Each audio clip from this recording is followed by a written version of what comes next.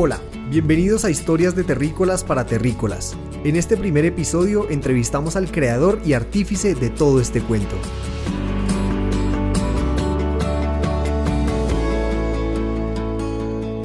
Usted ya se decide por la administración de empresas, por todo lo que nos acaba de decir. Es un estudiante promedio en la universidad. Promedio para abajo. Bagazo. Promedio bajo. Sí. Pero pasa muy bueno, sale su carrera, termina, y de nuevo se encuentra en un desierto ya no vocacional, sino profesional, porque dice, ¿y ahora qué hago? O sea, no sabe cómo por dónde orientarse, que no sé qué. Y aquí empieza una etapa muy interesante porque tiene diferentes trabajos, algunos muy buenos, algunos muy satisfactorios, otros con muchos aprendizajes. Incluso tuvo uno que usted lo dice que fue la mejor época de su vida y también después, un poco tiempo después, fue lo peor.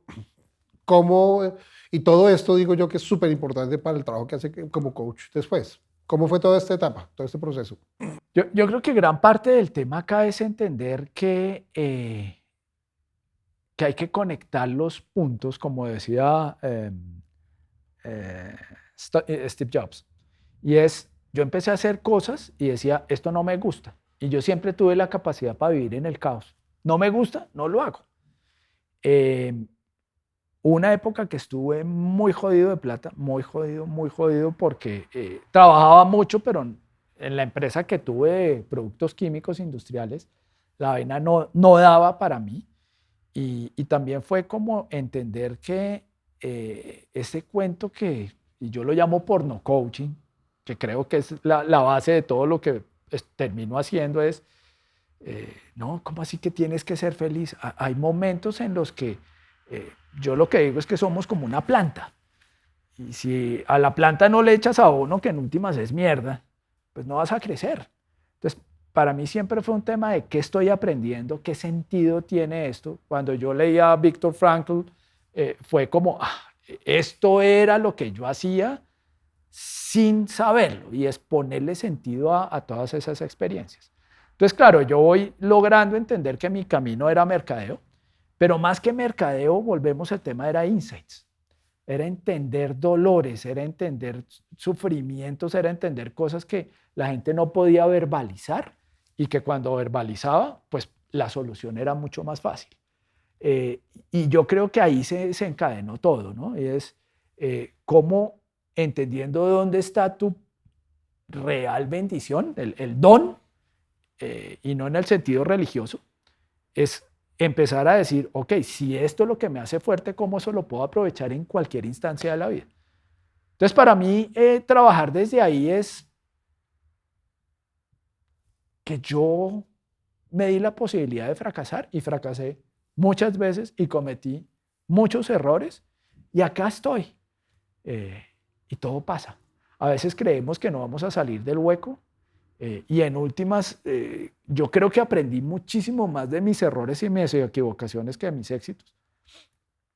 Y cuando hablo con mis coaches es eso, pero ¿cuál es el problema de fracasar? Estamos en una cultura donde casi que fracasar es una desgracia, donde hay que ser felices, donde todo tiene que salir en el momento, donde todo tiene que ser disfrute. Y yo lo que empecé a entender en la vida es, sin ponerle drama a las cosas, ponerlas en su justa medida. Hay momentos en que nos la vamos a comer completa, hay momentos de felicidad, hay momentos de muchísima angustia, pero cuando lo ves en perspectiva, yo ya tengo 54 años, todo pasa. Realmente las tragedias son las que después dices tú, esto sí era jodido. Mencionaba ahorita a Viktor Frankl. Hace poco escuché a Efred Martínez, que es psicólogo y es de la escuela de Víctor, algo que a mí me sorprendió mucho, porque o yo por lo menos lo que conocía de Víctor era su experiencia por el campo de concentración y todo que uno lo considera terrible. Uh-huh. Pero Efred dijo algo que a mí como que me llamó la atención. Dijo, no, es que Víctor traía también ya la experiencia de la Primera Guerra. Claro. Dijo, a él le tocó apenas terminar la guerra, que muchos de sus amigos que fueron al frente se suicidan, se mueren porque no logran darle sentido a su vida. Y usted hablaba ahorita de eso como de esta sociedad exitista, llena de que eso... Y no se trata de fracasar como... buscándolo. Exacto, sí, diciendo no, sino que yo siempre pongo ejemplo, alguien que me comentó que en Israel hay una escuela que está especializada en que los profesores es gente que va y cuenta su experiencia, entre comillas, de fracaso. Porque ellos están convencidos que alguno del público va a decir, "Ay, de pronto a este tipo lo que le faltó fue probar esta semilla o cambiar esta molécula", Claro. y puede seguir el proceso. Claro. Que eso me parece súper interesante, pero eso nos han enseñado, y es un poco también lo que estábamos hablando ahora, que la vida tiene que ser como una carrera lineal, o sea, como que no tenga altas ni bajas, sino como todo súper aburrido. Sí. Y no es así. No. Y es parte de lo que usted descubrió en esa vida laboral, que tuvo altas, bajas, caídas. Y en una de esas caídas o esas salidas es que descubre el coach. ¿Cómo llega a este proceso? Lo mejor que a mí me pudo pasar en la vida es que me echaran de Unilever. En su momento fue una tragedia, en su momento fue lo peor. Claro, tú empiezas a culpar a la gente de afuera y mi jefe y la empresa, pero realmente en perspectiva yo estaba en una jaula de oro y yo creo que mucha de la gente con la que yo trabajo está en jaulas de oro, en zonas de confort. Y acordate que la zona de confort no es la zona de felicidad y es, yo estoy acostumbrado a esto y mi cerebro empieza a generar químicos que me dicen, pero ¿para qué se va a salir de acá? ¿Para qué se va a arriesgar? Entonces, para mí, el tema que me hayan sacado de allá y después decir, miércoles, realmente, ¿para dónde voy? Encontrarme, entenderme y reinventarme. Hace 15 años, Andrés, ¿quién trabajaba desde su casa? Cuando yo empecé a trabajar en la casa, todo el mundo me decía, marica, ¿se volvió loco? ¿A qué horas usted, que era el exitoso y además son las 3 berracas siglas de todas las multinacionales y yo me la pasaba viajando en primera y me ganaba un buen dinero, se va a ir a trabajar a su casa? Yo respeto, muchísimo a mi mujer. Aleja para mí fue el punto, me dijo, encuéntrate, pero encuéntrate, o sea, trabájate. Mi papá de decir, viejo, para las que sea, y mi suegro, porque mi suegro también era un tipo súper corporativo y nunca se metió a decir absolutamente nada. O sea, yo tuve la bendición de tener gente que me rodeó y me dijo, hale a la apuesta. Pero esto no es esperar, sino ¿qué vas a hacer? Y yo siempre he sido de esa capacidad de, listo, me lo va a meter, pero me va a meter en serio. Entonces fue una apuesta, fueron 2 años muy difíciles, pero puestos en perspectiva fue lo que me permitió generar como esa estructura y ese proceso, que fíjate que yo lo que hacía muchas veces en mercadeo, lo termino haciendo en el coaching. Hay algo que me impresionó mucho y es que usted me contó que usted se entrenó con 100 personas, más o menos. Y de esas 100, solo 5 o 6 siguen haciendo este trabajo. ¿A qué cree que se debe eso? O sea, yo creo que el coaching en últimas es una forma de ponerse al servicio de los demás. Y lo que muchas veces la gente cree que es que vamos a ayudar a los demás, termina siendo como una fórmula lineal. El coaching no es para todo el mundo, porque hay personas que no tienen las competencias, que todas se pueden desarrollar, pero no tienen la competencia intrínseca como ese don para movilizar eso. Hay mucha gente que piensa que lo que hace no está impactando la humanidad, no está cambiando vidas, y yo creo que menosprecian lo que terminan haciendo con sus vidas. Entonces yo creo que muchas veces la gente cree que el coaching es la forma más rápida para generar propósito. Y esto es un camino que el que lo coge y le va bien, fantástico, pero no todo el mundo está en capacidad de hacerlo. Entonces, de nuevo, creo que es un viaje, primero para entenderse y saber si eso está dentro de la persona. Y la otra es salirse de esa zona de confort que se tenía y cómo ponerlo al servicio de los demás. hay algo que me interesa mucho y es, usted arrancó trabajando individualmente. Sí. Y en el camino se le dio la oportunidad de trabajar con grupos. ¿Cómo fue ese salto? ¿Cuál es la diferencia, pues digamos, aparte de la obvia numérica, entre eso? Hay una frase que dice, no hay peor azote para el culo que la lengua. Cuando yo arranqué todo este proceso de certificación, yo siempre dije, yo no quiero estar y manejar en grupos. yo quiero el coaching individual. Y al principio lo empecé a hacer. Una vez que alguien me llama y me dice, ya necesitamos un coach que hable en inglés y que sea coach y que adicionalmente maneje grupos. No encontramos y lo necesitamos en 3 días. Y yo dije, Tengo 2 de las 3. me le mando, porque como yo sí tenía la capacidad de hablar frente a equipos y a mí no, eso nunca, yo dije, voy a probar. Y yo creo que lo que pasa muchas veces, Andrés, y ese fue mi aprendizaje, es que a veces creemos que no, esto no. Probamos. Si no hubiera funcionado, no hubiera funcionado. Pero gracias a esa experiencia, yo dije, oiga, me funciona, me siento bien. Y los equipos dijeron, oiga, se siente bien. Y atención, yo no soy bilingüe. Yo hablo inglés y digo barbaridades. Era con grupos muy especiales que permitían ese tipo de manejo. Entonces dije, si esto lo hago balbuceando inglés, ¿cómo será en español? Entonces, a partir de ahí, de darse la oportunidad de hacer cosas raras y de no cerrar puertas definitivas, dije, esto puede funcionar. Entonces, lo que me termina pasando es que realimento, no es retro, realimento lo que sucede de lo individual a lo grupal y de lo grupal a lo individual. Entonces termino haciendo cosas muy, muy satisfactorias. Yo creo que la mitad de mi tiempo me la paso en temas grupales. Me encanta, me apasiona, pero también cambió mi estilo de vida. Entonces, fíjate que estar 4 horas, 8 horas, 16 horas en 2 días con equipos termina siendo un tema corporal muy, muy fuerte. Entonces, a partir de ahí cambié mis hábitos de alimentación, empecé a hacer mucho más ejercicio, empecé a hacer temas de manejo de energía. O sea, empecé a entender que para manejar grupos y para manejar personas de forma individual se necesitaba una corporalidad distinta. Y ahí arranqué a trabajarme desde un lado distinto que fue el cuerpo. Nos está contando de todo este cambio que hizo para poder enfrentar tanto el coaching individual como el grupal, que son muy demandantes. Y yo lo entiendo perfectamente, energéticamente, físicamente, eso implica un cambio fuerte. ¿Usted recuerda todavía su primer coaching? ¿Cómo fue? ¿Qué pasó? ¿Cómo lo enfrentó? Fue espectacular porque yo en ese momento seguía manejando temas de hacer asesorías comerciales y de mercadeo. Y alguien, que es una mujer que no la nombro porque no le he pedido permiso para nombrarla, pero es una mujer que me dio la oportunidad y me dijo, Jan, tengo un almacén que se llamaba Urigua en su momento y necesito hacer una asesoría sobre esto. Listo, arrancamos.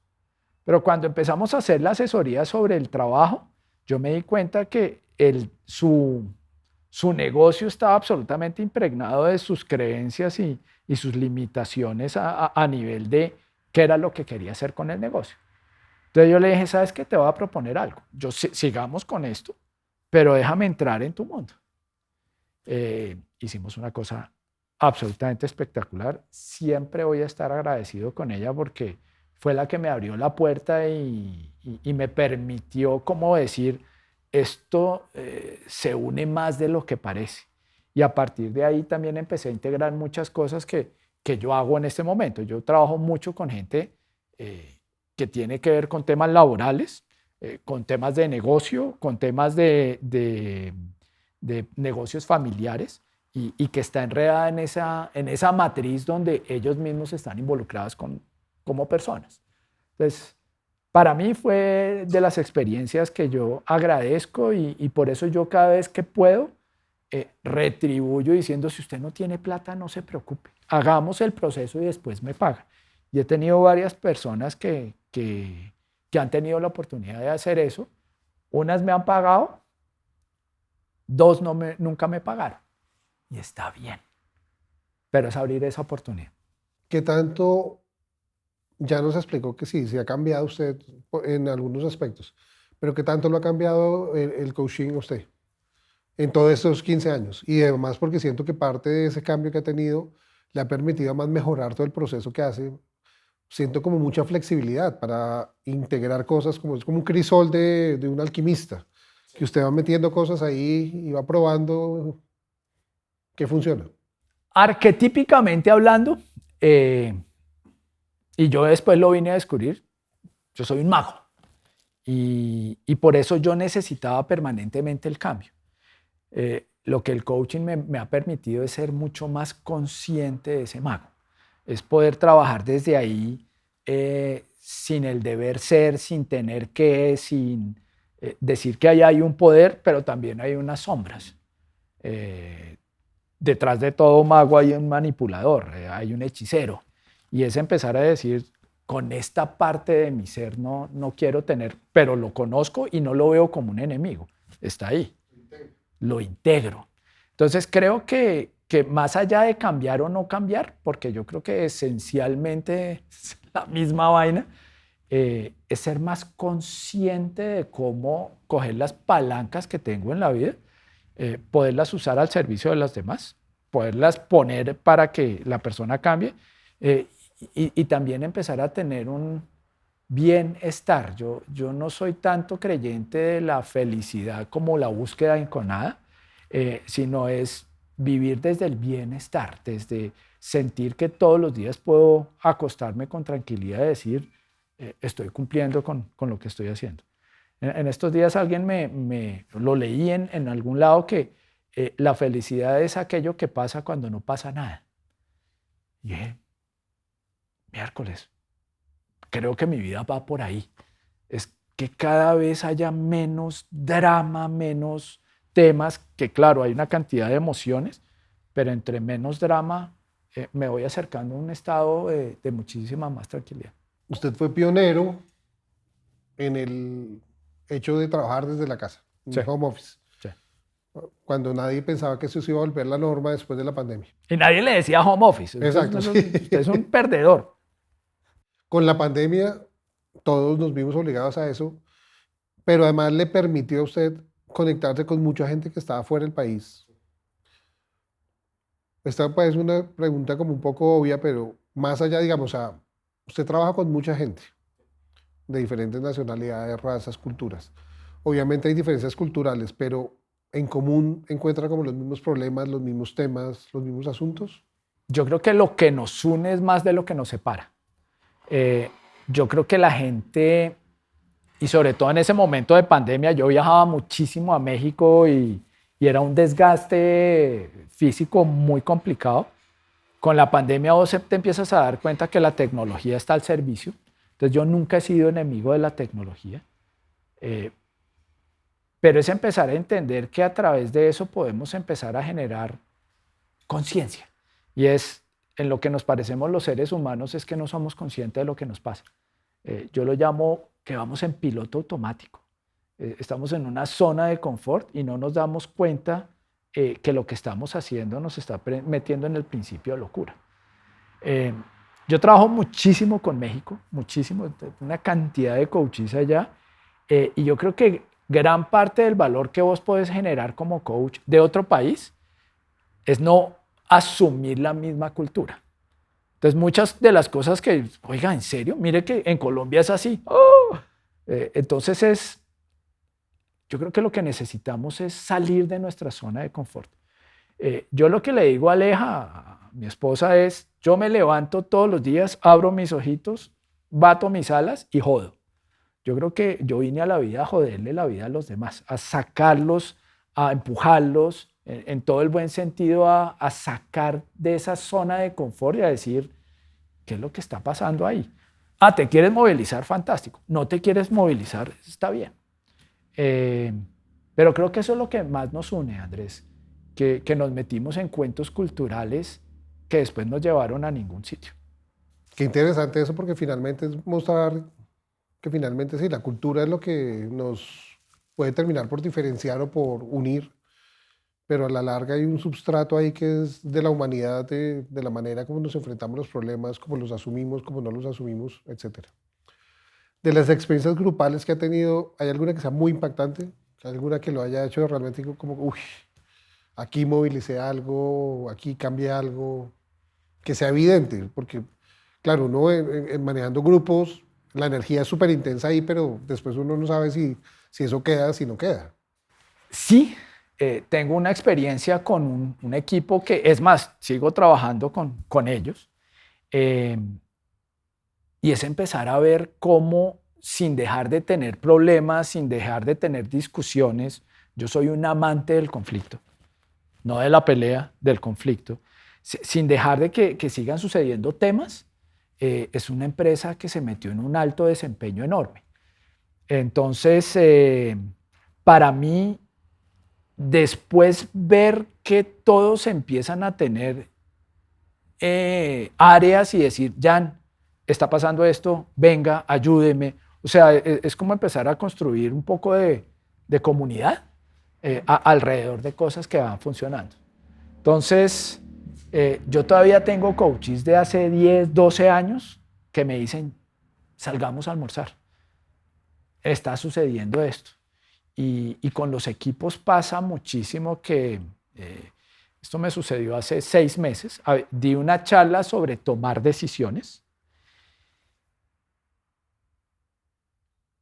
y se me acercó una china de 32 años, me dice, Jan, yo estuve en una charla suya hace 4 años y gracias a esa conversación tomé la decisión de terminar un matrimonio que estaba siendo pésimo para mí y donde estaban abusando de mí. Gracias. Yo dije, puedo bajar tranquilo al sepulcro. O sea, es empezar a ver que con pequeñas cosas la gente puede tomar decisiones que realmente cambian la vida. Y ahí yo me acuerdo que conecté todo con mi tío. ¿Por qué? Porque fue como eso, oiga, en una conversación de tomar decisiones, esta persona tomó la decisión, me decía, la más importante de mi vida, separarme de una persona abusiva, que no lo estaba pudiendo hacer.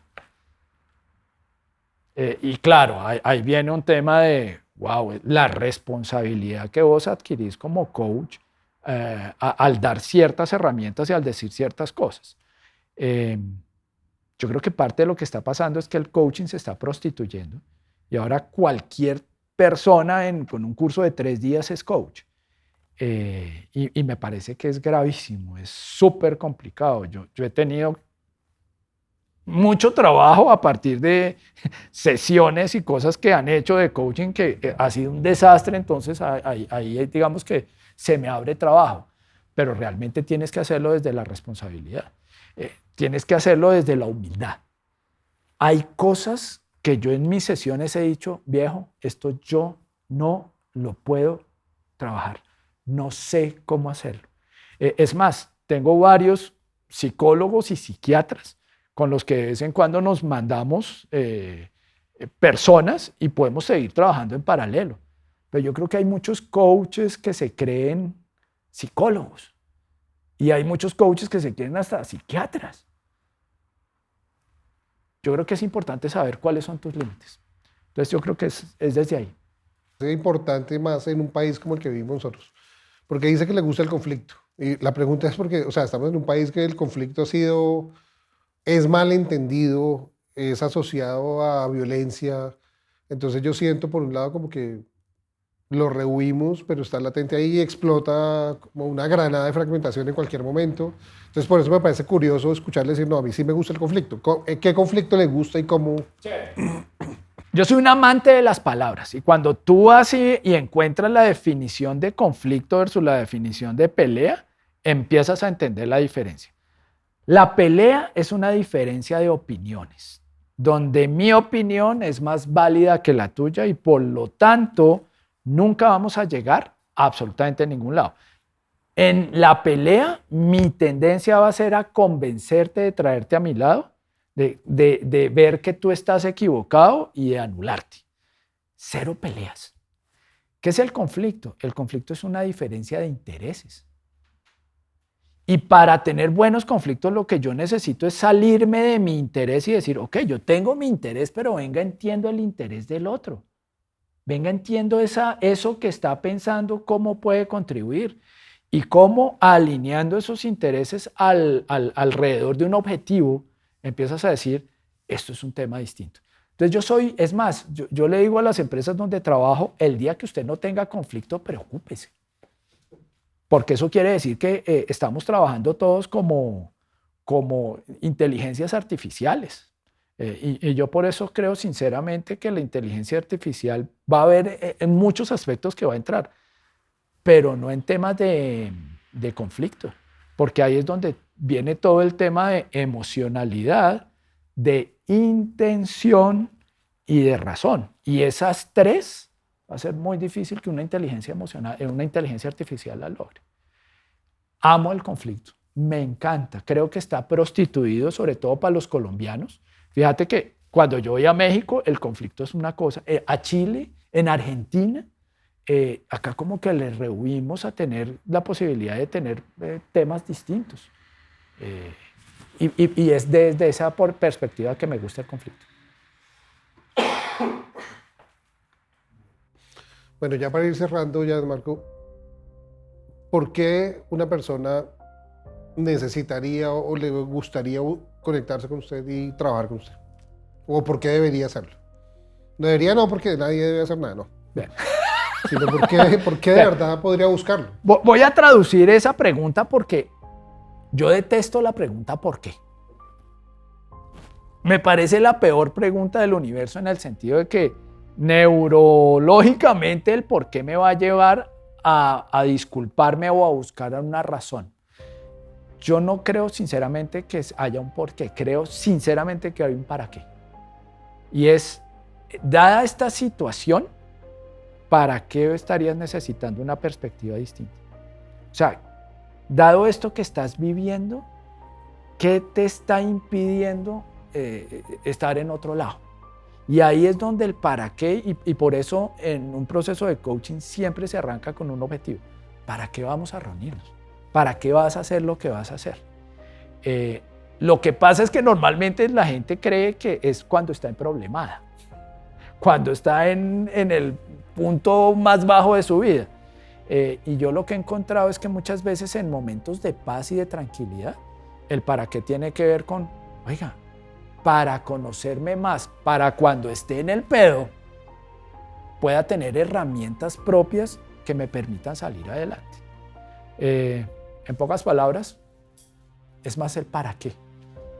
Y si vos me preguntás, el punto acá es elevar tu nivel de conciencia, ser más consciente desde dónde trabajas. Ya, muchas gracias por esa oportunidad. Fantástico todo. Muchas gracias, Andrés.